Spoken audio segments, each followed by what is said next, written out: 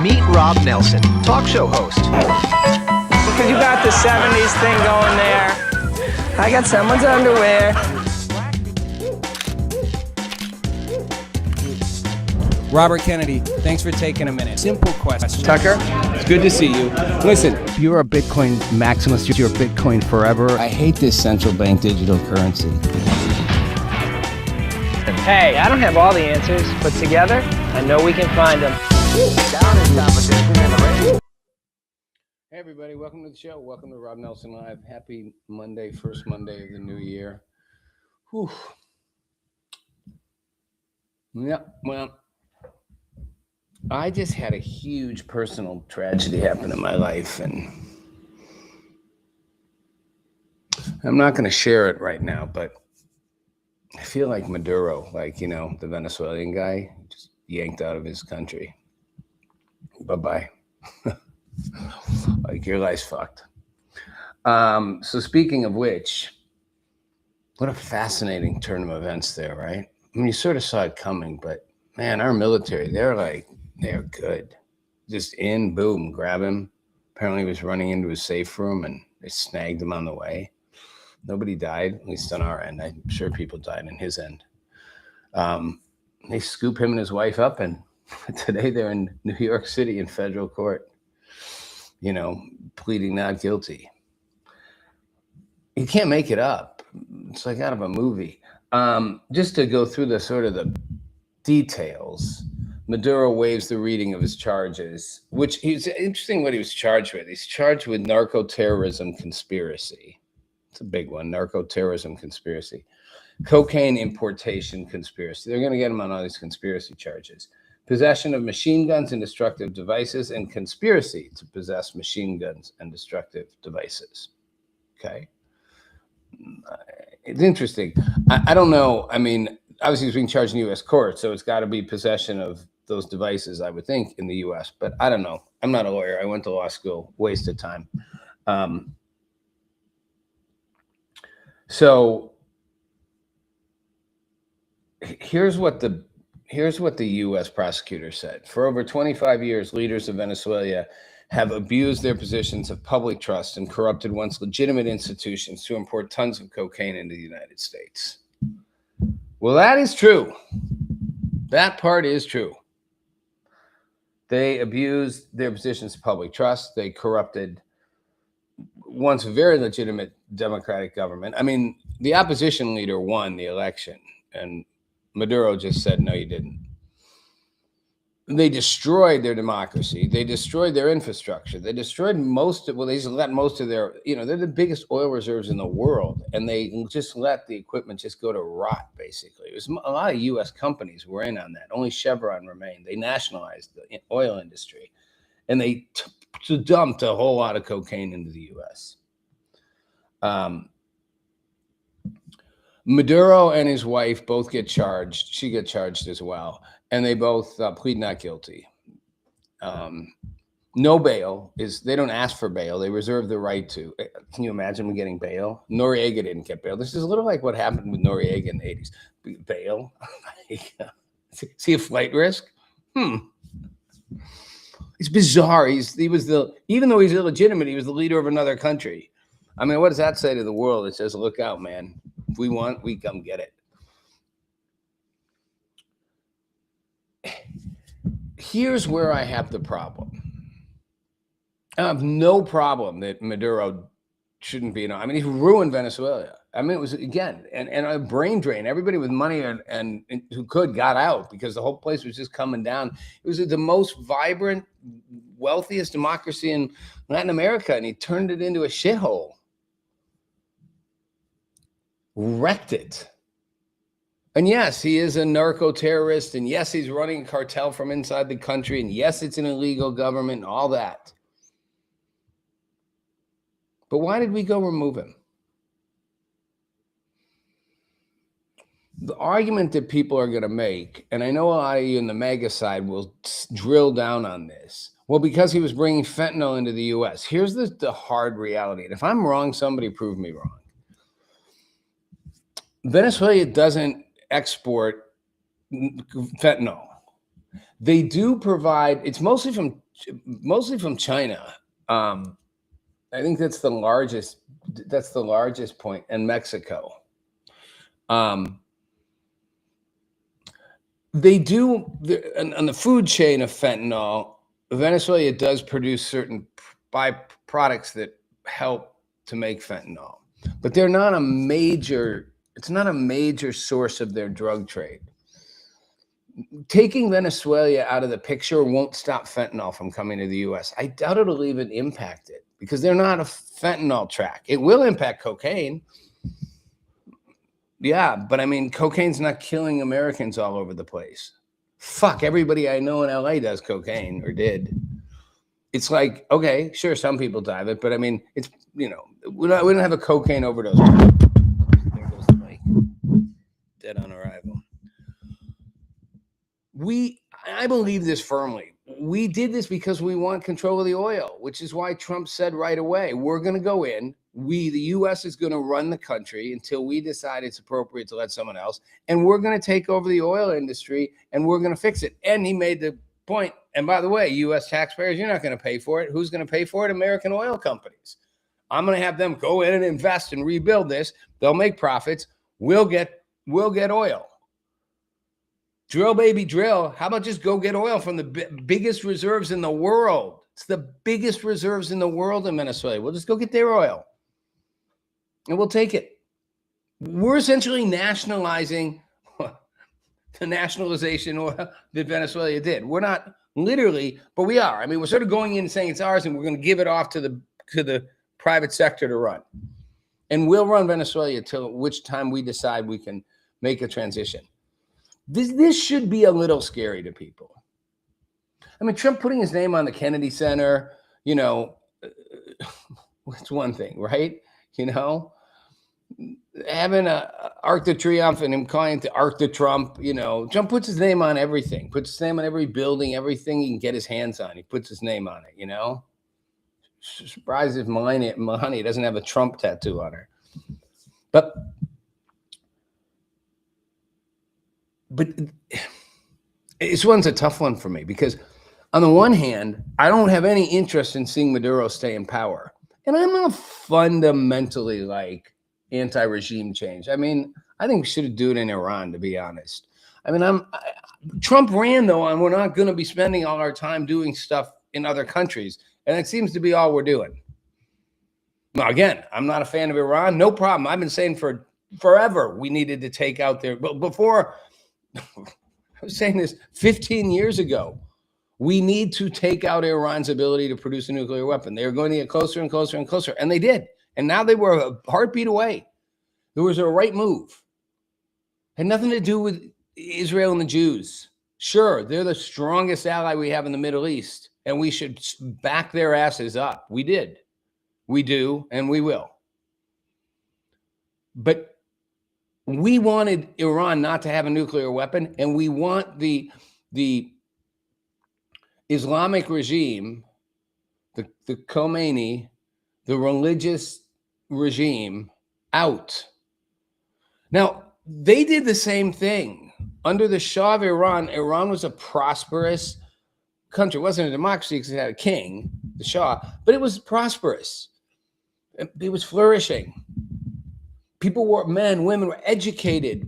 There was lots of spending going on. There was a vibrant middle class, a vibrant culture. The Khomeini comes in with their wacky religious bullshit stuff, wipes everybody off, wipes out the economy, destroys it, basically makes women like you're just meant to be in a burlap sack.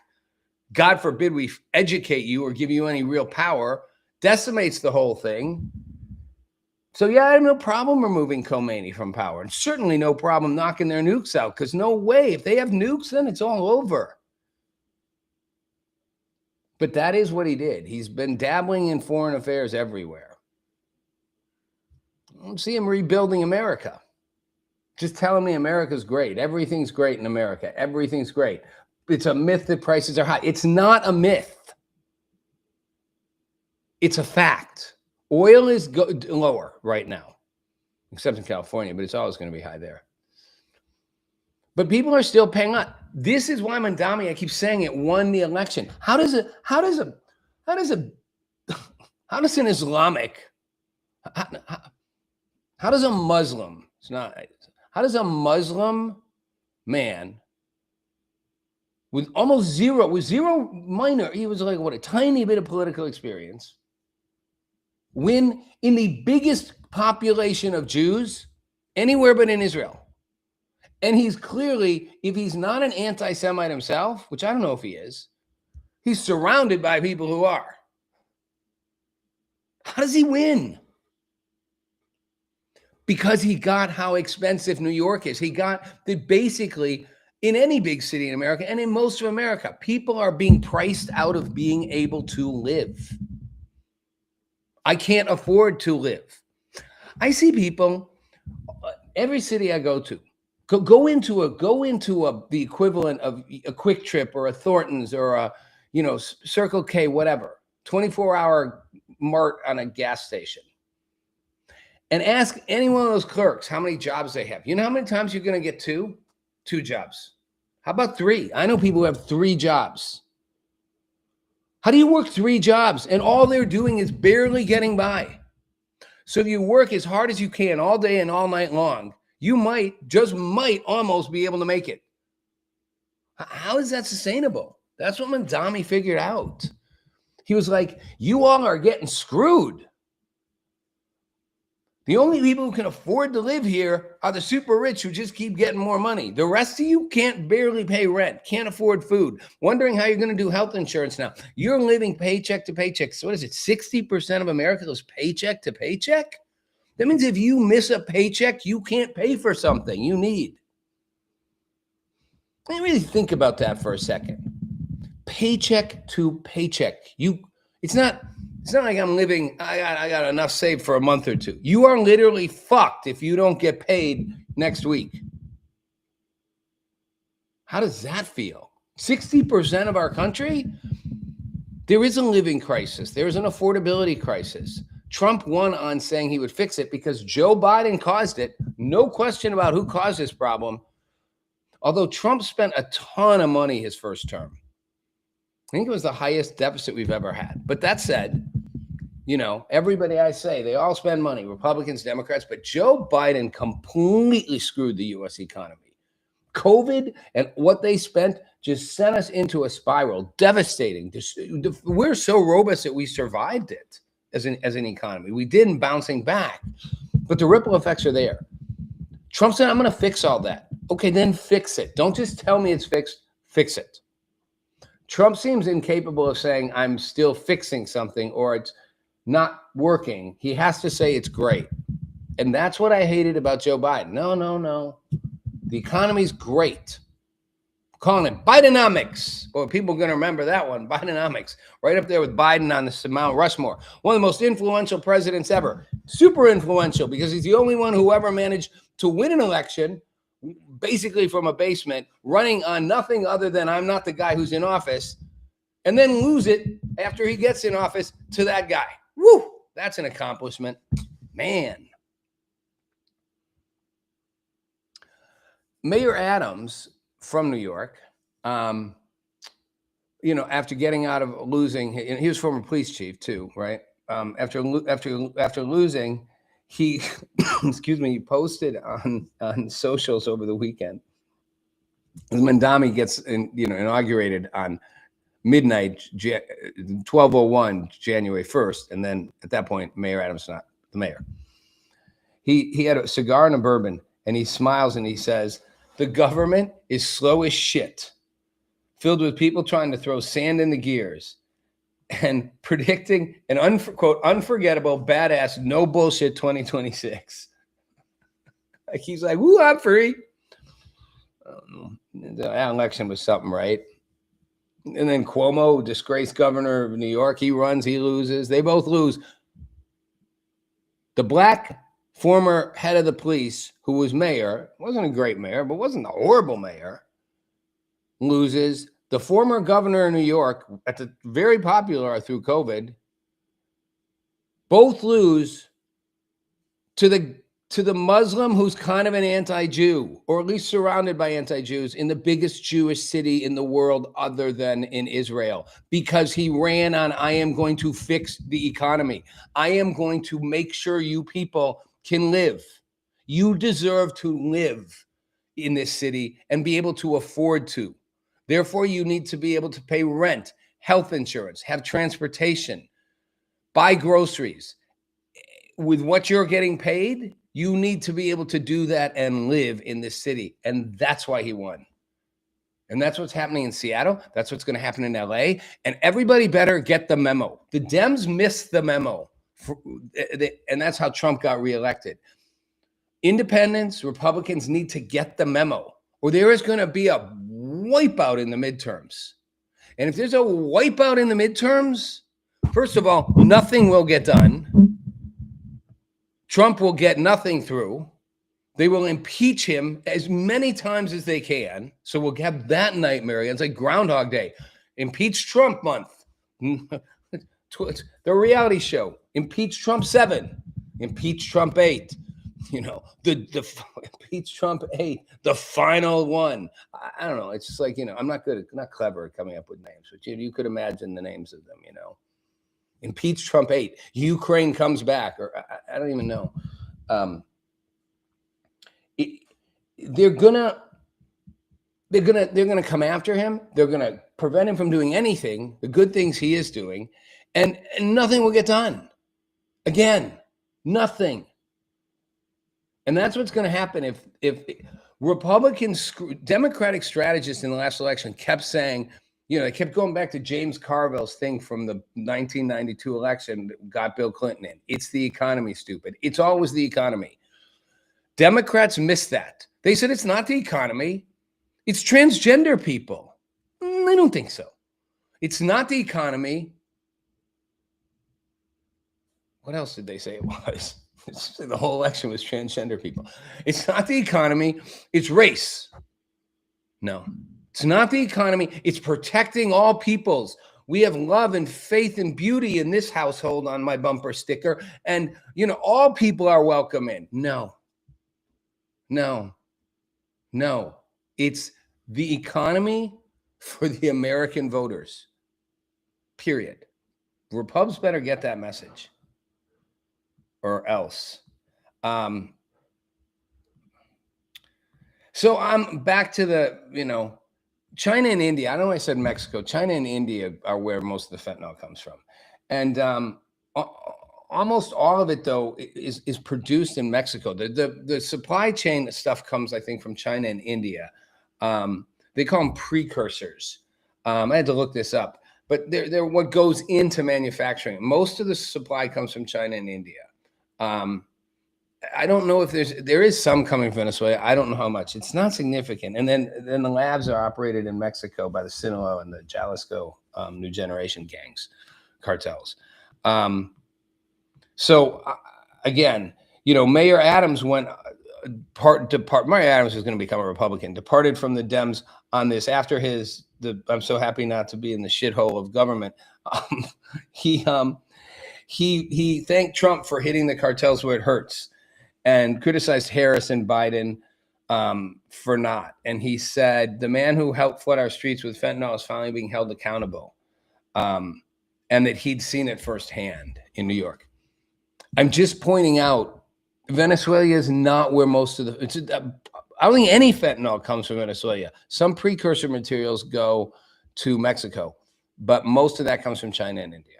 That's where, so I guess we could take out Xi Jinping. That'd be an interesting one. Take him out next. I'm wondering if we could. But again, Trump said, quote, the U.S. government will, quote, run Venezuela, unquote, until such time as we can do a safe, proper, and judicious transition. That scares me. It just does. So that's where, so that's why I think, again, this was really about oil. He's going to get billions of dollars of investment from U.S. companies, pump it in Venezuela, their oil industry. They'll make money. They'll bring back much cheaper oil. Energy prices will go down. That is good for the economy. And that's why they're doing it. I mean, Venezuela has 300 billion barrels of oil. It's the biggest oil reserves in the world. It's a fifth. It's a fifth of all the global reserves in the world are right there in Venezuela. Interestingly, so we produce the most oil, but we produce what's called light crude. Man, I learned a lot this weekend.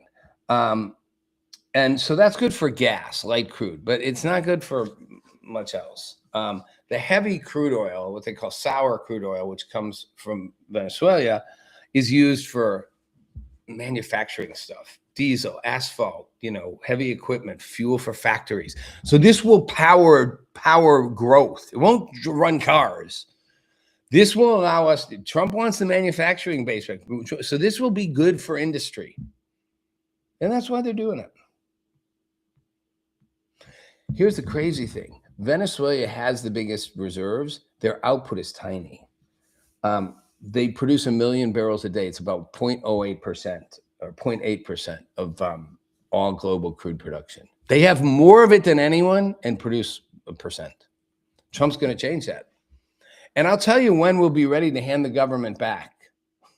When that oil's being produced, coming into the U.S., and whatever government we allow in makes an agreement that they won't take that back. Those U.S. companies are there to stay. They can take a piece of the profits, but it's no nationalizing it. Okay, want to jump to another topic before I wrap.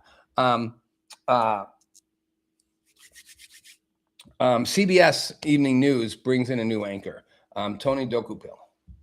I like Tony Dokupil. He asks tough questions. He's the guy who interviewed the Hamas terrorist guy, and he's sort of grilling him, and he's like, well, wait, but unlike all the woke journalists, he's like, but wait, you guys are you guys use your own citizens as to target practice, you prolong this conflict. You don't take any responsibility for prolonging this. You just blame this all on Israel. You guys are completely prolonging it yourselves. You do all kinds of things. You don't seem to want peace. Just kind of, wasn't as wound up as I am about it, but I told you I had a really rough day. So, and he came in, and Bari Weiss took over, which I had a whole issue with too. She goes from the New York Times to being independent, the free press. Now she's going back to the trad media. What's that about? We don't need to go fix trad media. We need to shutter it. She got a big paycheck's what that's about. And everybody likes the status of the networks. The free press is great. Doing my own thing. I've got lots of followers. It's my Substack world. Da, da, da. Wait, I can run CBS? Oh, ABC, NBC, CBS, and Fox. I can run one.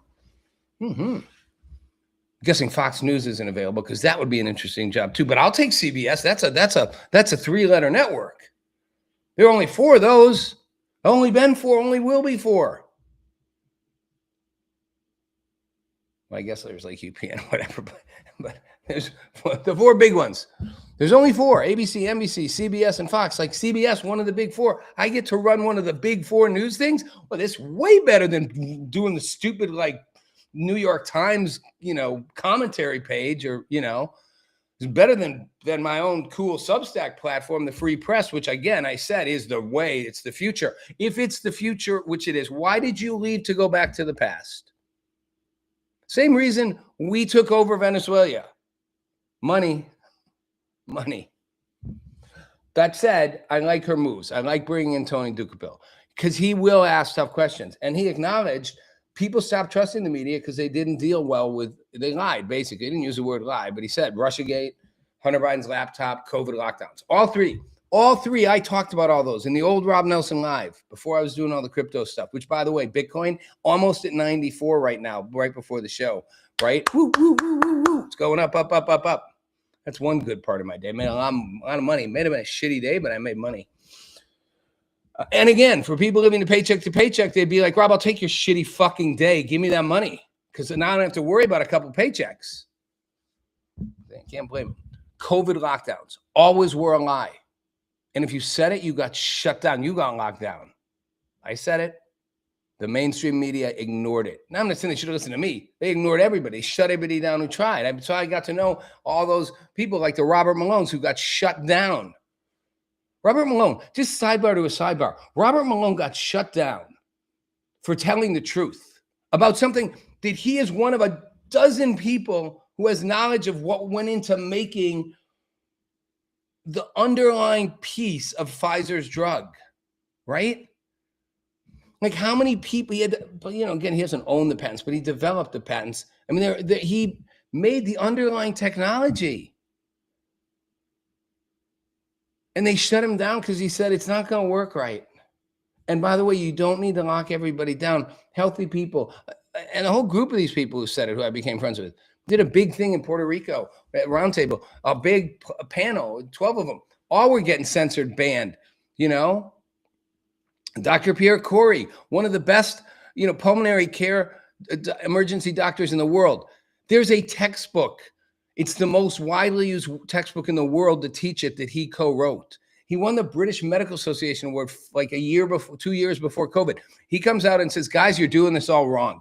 You're A, killing people. B, you're not, there's other ways. Ivermectin among them. Yes, ivermectin is not just medicine for horses. It's medicine for horses in massive doses. One of the most widely used, safest drugs in the world.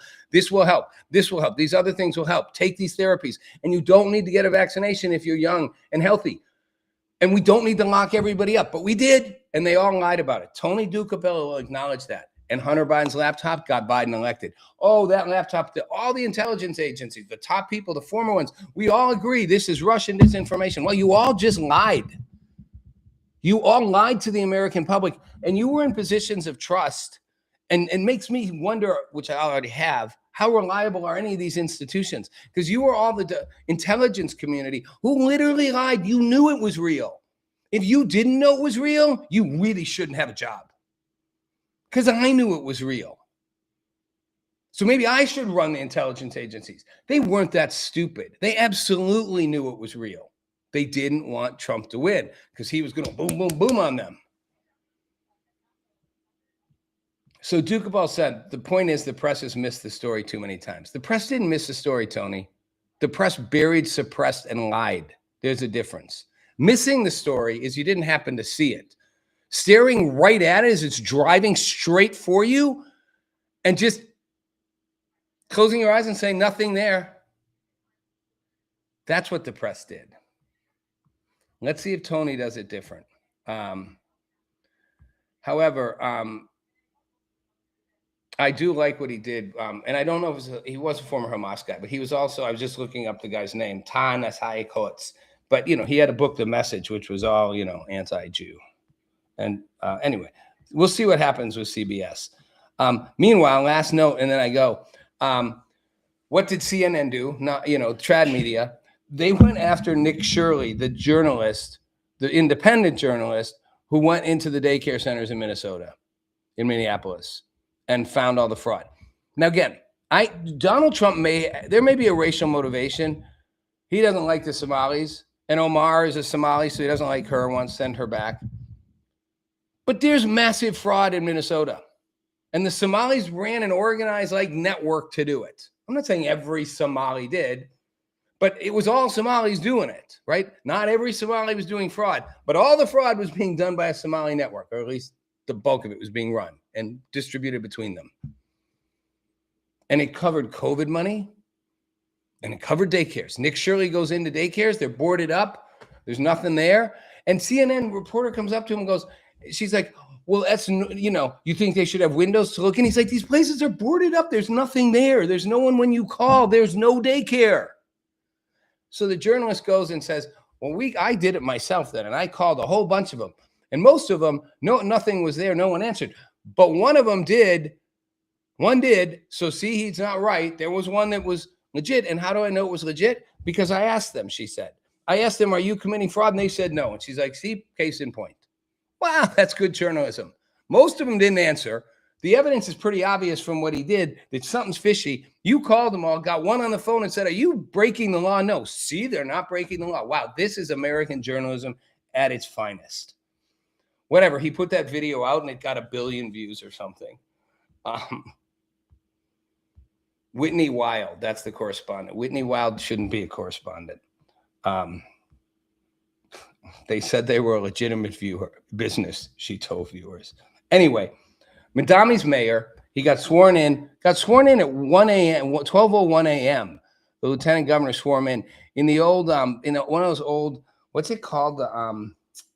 It's one of the oldest subway stations, City something. I don't realize how old the New York subway is either. It's like 100 years old.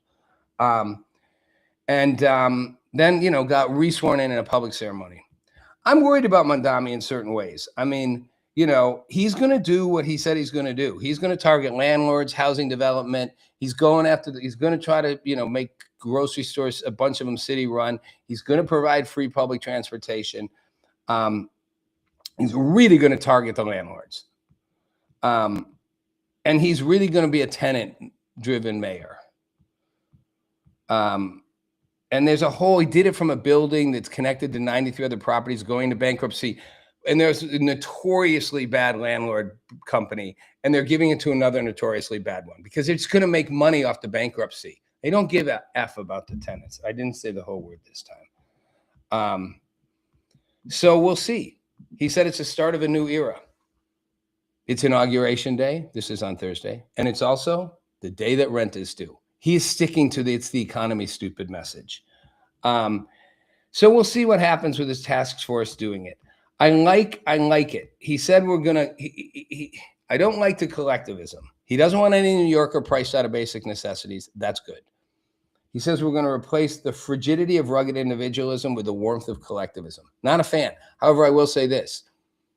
Roger Ailes, who started Fox News and gave me my show on Fox News years ago, told the New York Times I was a liberal libertarian. And the reporter said there is no such thing. And Roger Ailes pointed at me and said, yeah, Rob is. And now people would understand that. I understand wanting to temper. I mean, capitalism worked when we brought in unions to check it. You needed some checks on it. Communism never worked because people are greedy and fundamentally everybody wants more. So you can check the more want. You can't deny it for everybody and then just watch the powerful people grab it. But replacing individualism with collectivism is a different thing. I say you temper it. I don't like pull yourself up by your bootstraps. That's great, unless you don't have any boots or straps, in which case you might need some support to do that. And we should be, as a society, willing to do that as investments into creating growth. We don't do it well. Just paying for people's housing forever doesn't do it. But if we had concentrated investment campaigns and beat up urban communities, tied with education, tied with job development, job creation, investment opportunities to get companies to go in there and take the risk because it's going to be a more expensive place with more challenges than somewhere else, we could actually help the next generation. I said this 20 years ago, and we screwed up on the for next generation, so we're going to have to try on the next one. But that's not collectivism. He said we'll govern expansively and audaciously. We may not always succeed, but we'll never be accused of lacking the courage to try. Excuse me. What he then said that I don't like is the era of big government is not over. It's just beginning. Ugh. Thornton's, that's one of those places where people work 3 jobs. Well, 3, it's one of their 3 jobs. Big government doesn't work. Efficient government does. Government's not bad, but it's got to be done right. I don't know that Mandami's going to succeed. I want him to actually make things more affordable. I don't think he's going to succeed in a lot of ways. He might be a pragmatist and figure out how to do it differently. But it's a wave, it's a trend. He's only there because he offered solutions to the problem that most people feel in New York City and in most big cities and in most of the country. And then he quoted a old school rapper who grew up in Yonkers, Jason Terrence Phillips, Jadakiss, and who has a famous line, "Be outside." I like that. I don't have to like everything Mandami does. I don't have to like everything Trump does. I don't have to like everything my girlfriend does. But I love be outside. It's a great lesson for the new year. Forget about resolutions. Just start being outside. Outside the box, outside the matrix, outside whatever walls you have, outside the way you think things have to be, the solutions you think they have to be, the rules you've been told, the way you've learned to calculate what works and doesn't and how you should pursue it, the measurements you use to decide if it's working in your professional life, your personal life, your financial life, doesn't matter. Be outside. Hope you're off to a good new year. It's Rob Nelson. Thanks for watching.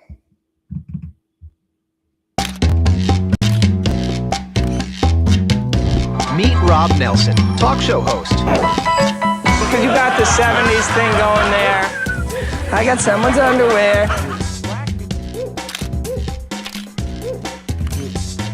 Robert Kennedy, thanks for taking a minute. Simple question. Tucker, it's good to see you. Listen, If you're a Bitcoin maximalist, you're Bitcoin forever. I hate this central bank digital currency.